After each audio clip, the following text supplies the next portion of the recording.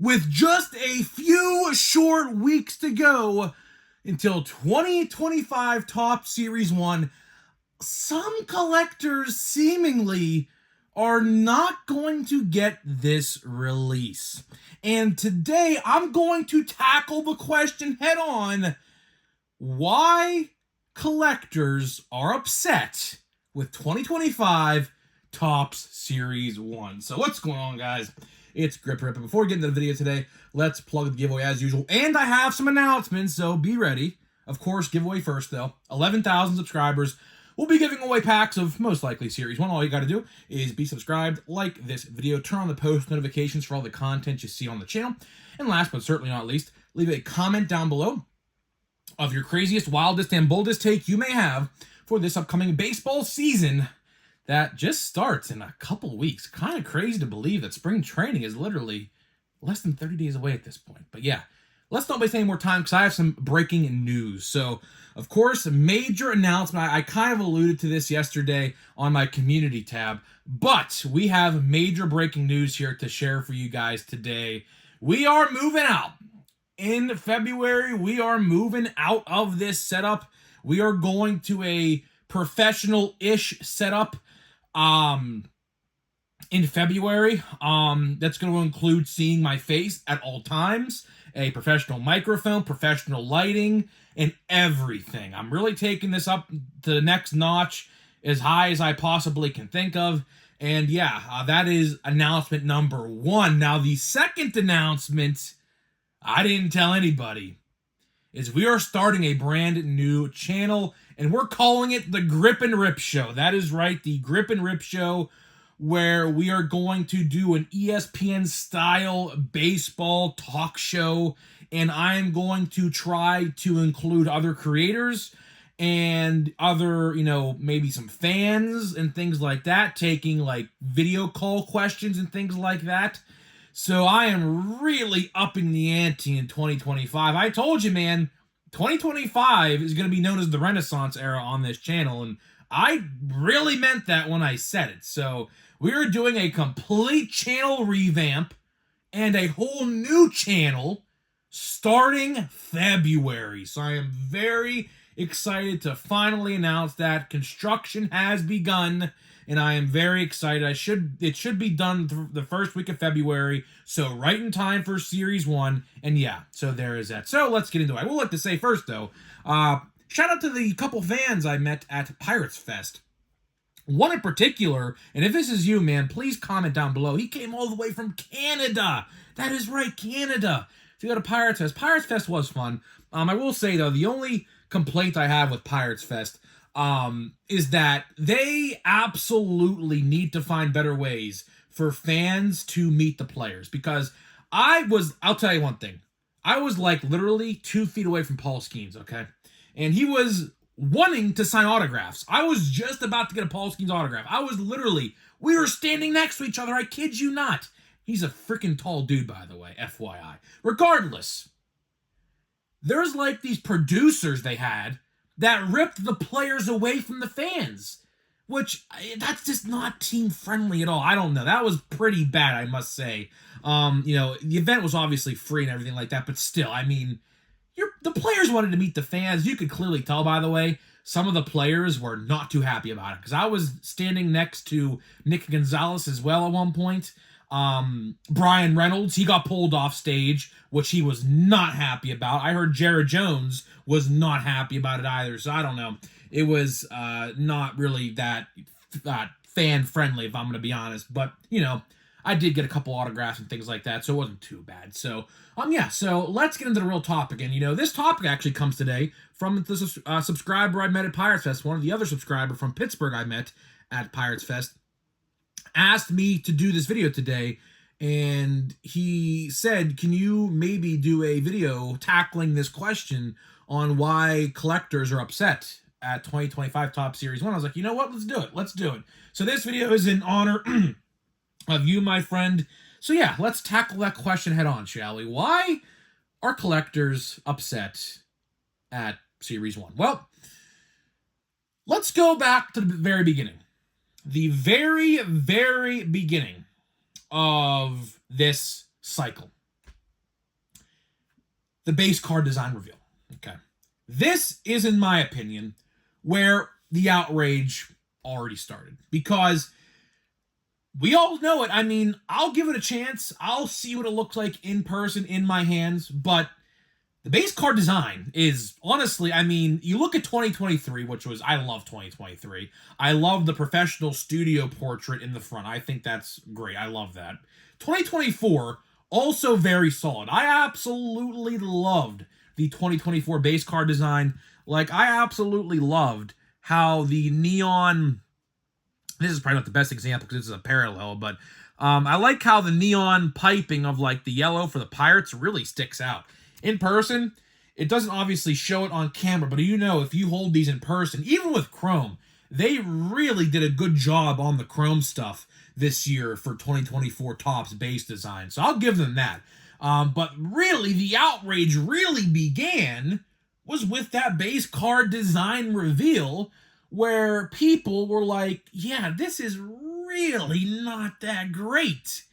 And honestly, I mean, again, we have to wait until we really see what it looks like in our hands, but the studio digital rendering that they revealed so far is really, it's definitely mixed reactions. And that's the funny thing, right? The funny thing is when my guy told me about the base card design, and obviously some people must have seen it like a long time ago. My guy saw it, I think, like middle of December or something like that, somewhere around maybe Christmas time. And he did tell me that people were either going to love it or they were going to hate it. And that was, he couldn't have said that any better. I mean, there's a lot of people who seem to be fond of it. I'm not going to say like, because obviously, you know, but on the other hand, there's a lot of people that are upset, right? Like, for example, I talked about this a couple times before, but there are literally articles by major news publications like Sports Illustrated that have made articles, and they're not the only ones either. They have made articles talking about the base card design and how people don't like it. So really, I've said this design and release and product really got off to a bad start right from the word go, honestly, if you want to look at it like that. Number two, and this is really, I mean, there's three separate reasons I do think as to why fans are not really enjoying this. Four kind of, but 3 and 4 are kind of simultaneous, so we'll talk about that. But number two, I mean, let's look at the checklist. I mean, you know, I will always say this, we were so freaking lucky and blessed with a great 2024 checklist. The 2024 rookies, really gonna be hard to match up with. Let's just be honest. And a lot of these guys, you know, James Wood and Dylan Cruz, probably easily number 1 and number 2. Then you have Jacob Wilson for the Oakland Athletics. I'm not going to say Sacramento or Las Vegas. I could give two shits about that. Sorry if you live in Sacramento or Las Vegas, but they will always be Oakland to me. I don't care. The Oakland A's, Jacob Wilson, he's definitely 3. And after that, you hit a big fall off. The fall off of rookie is huge after those 3 guys. You got Kobe Mayo, you got Ben Rice, Nick York for the Pirates, who else? Rhett Lauder for the Reds. So a lot of unproven, that's probably the best word to use here, unproven rookies. Now, I could even go a step further and say Jacob Wilson's really not unproven because really, I mean, he only played a handful of games, got injured his debut game, came back, did well, but, you know, he's kind of unproven as well. Really, the only 2 proven rookies for now, and I'm even struggling to say proven for Dylan Cruz, but I know Dylan Cruz. Dylan Cruz is very, very good. If the Pirates didn't get Paul Skeens, Dylan Cruz would have clearly been number 1, which, you know, looking back at it, I am so much happier that we drafted Paul Skeens. I mean, I think everyone in Pittsburgh is, you know, because you pretty much are a guaranteed win with Paul Skeens every 5th day, pretty much, unless the bullpen freaking blows, which happens. But that's beside the point. We'll talk about that on the new baseball channel. Don't you worry. We'll definitely talk about that on the new baseball channel. But for now, let's go on to number 3 and number 4, because this is both kind of simultaneous. The odds and the print run. And you know, I made a video about this yesterday. There's a YouTuber by the name of ERB Sports who did the math on the configurations. So go check that one out yesterday if you have not watched that one or listened to it. Very good topic, very good conversation. And the print runs are in the millions for 2 different formats. No surprise there. But regardless, when you up the print run, and yes, the print run is upped. How do we know that? Simple. The print run is upped simply because we look at the gold parallel. The gold parallel is the biggest indicator of all regarding print run, because that is the highest parallel you can pull numbered wise and the easiest to pull theoretically. And you look at the odds, and we talked about this as well, 1 in 41 chance for a gold in a hobby box, which is the equivalent of 1 in every 3 boxes, just because that +1 pack, by the way, makes it 1 in 3 instead of 1 in 2. And jumbo is 1 in 11. You're not even guaranteed to get a gold out of a jumbo. When's the last time you heard of that?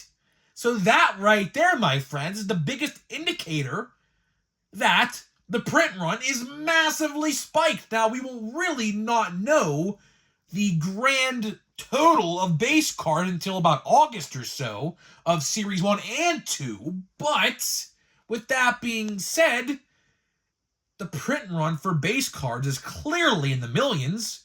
I think last year's Series 1 was like, I like to say it was somewhere in the 800,000s, which, you know, the Series 1 odds last year were okay. I think hangers last year were 1 in 9, now they're 1 in 11 this time around in Series 1.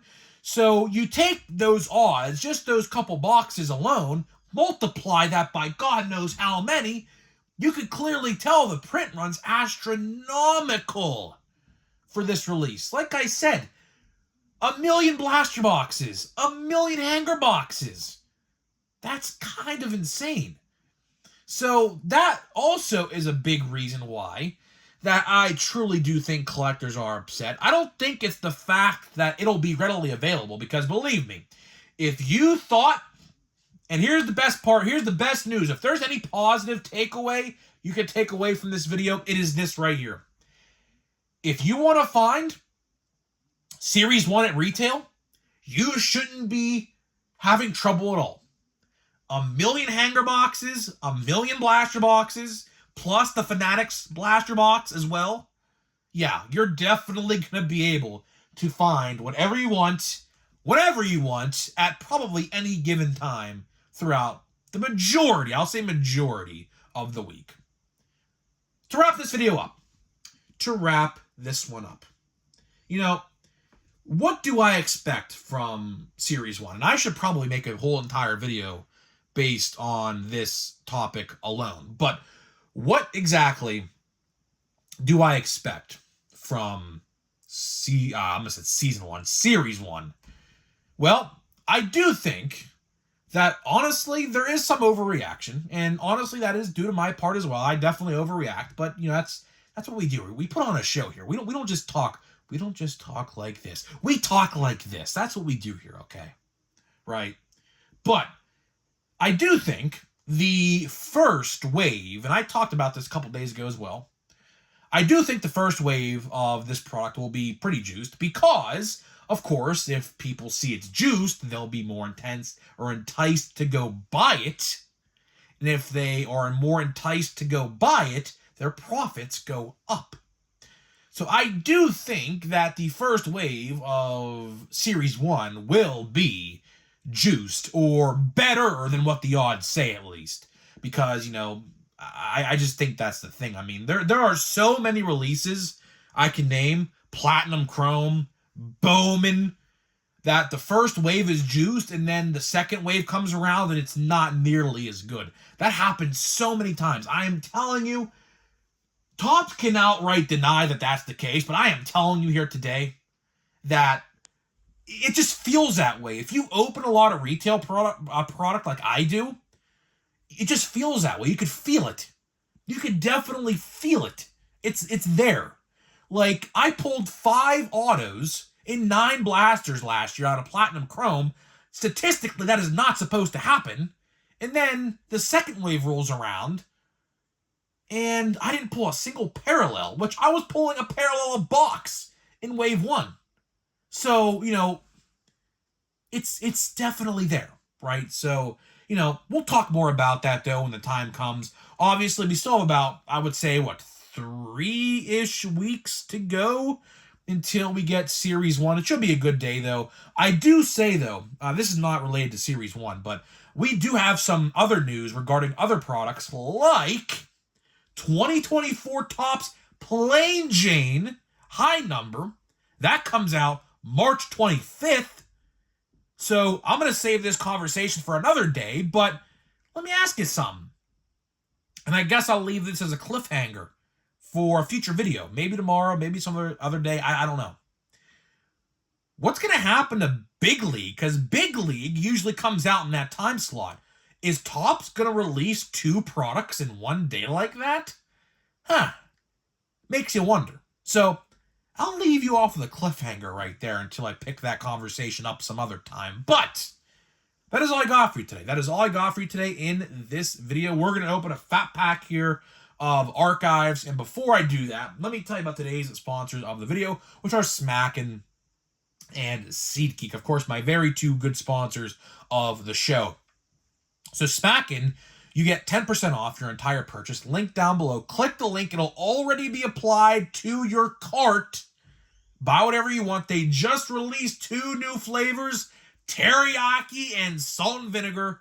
Go give them a try. And then SeatGeek, obviously, $20 off your first purchase only on SeatGeek.com with my promo code DRIPANDRIP, all one word, at checkout.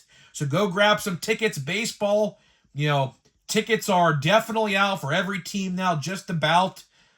So, go get tickets to opening day. I'll be at the Pirates opening day, by the way. I will be at the Pirates opening day game against the Yankees. That should be a good one. Hopefully we see a Skeens and Garrett Cole matchup.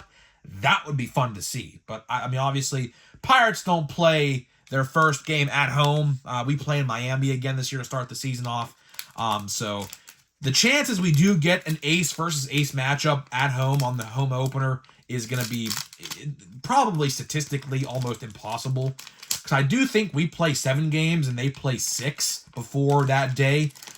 So I don't think it's going to happen, but you never say never, I guess. I don't know. Either way, that pack gave me a little bit of trouble to open up. Here, let's open this. Let's see what we got. So we have Justin Fosco. We might do a pack of Chrome Update, by the way, too. I think my packs of Chrome Update are right. Yeah, right there, I think.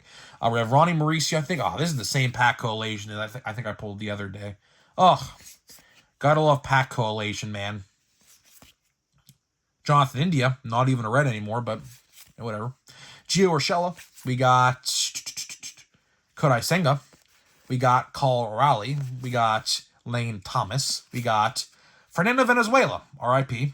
We got a gold of Matt Olson. I love these golds, man. I will tell you. Where is it at? It's right here. Hold on, let me show you something real quick. Let me show you something real quick here. I'll tell you. I got one of these. I have a whole bunch of these, but look at this. Look how cool. Look how cool, by the way. The Pirates, look with this gold refractor. I mean, holy smokes. They look cool. They look really cool in the yellow golden refractor, or whatever this even is called. I don't know. Kyle Schwarber. I literally pulled that card the other day. So, yeah, this pack was honestly kind of a dud. Yeah, like Colt Key, that's a good one. So, that pack was honestly probably the worst fat pack I think I've opened in this so far. I am going to try to find some more. We'll open a pack here, Chrome Update too. I am going to try find some more of that next weekend. Obviously, this weekend I was at Pirates Fest, so I didn't get to go to a store. I actually can probably try to go to GameStop as well. I did find a lot of things at GameStop, which I am going to make a GameStop video, by the way. I learned some major news about GameStop sports cards via my GameStop itself, because we were talking about it like last week when I went to go get those packs. yeah, pretty exciting information coming with GameStop this year. So I'm gonna probably talk about that sometime this week as well. We have Profar, we have Emmett Sheehan, we got a wrong pirate. Wrong pirates. Oh my goodness. I mean, cool, Aroldis Chapman, Ray Wave, cool. But he's not on the team anymore. He's on the Red Sox. Ugh. Whatever. Whatever. It's alright. It's alright. Actually, fun fact, I actually do have the Paul Skeens Ray Wave. I bought that on eBay for like $10, surprisingly. So yeah, I actually already have it, so it's not that big of a deal. Either way, guys, I'm getting out of here. Let me know what you think about the real reason why collectors are not happy about Series 1, and I'll see you guys in the next one.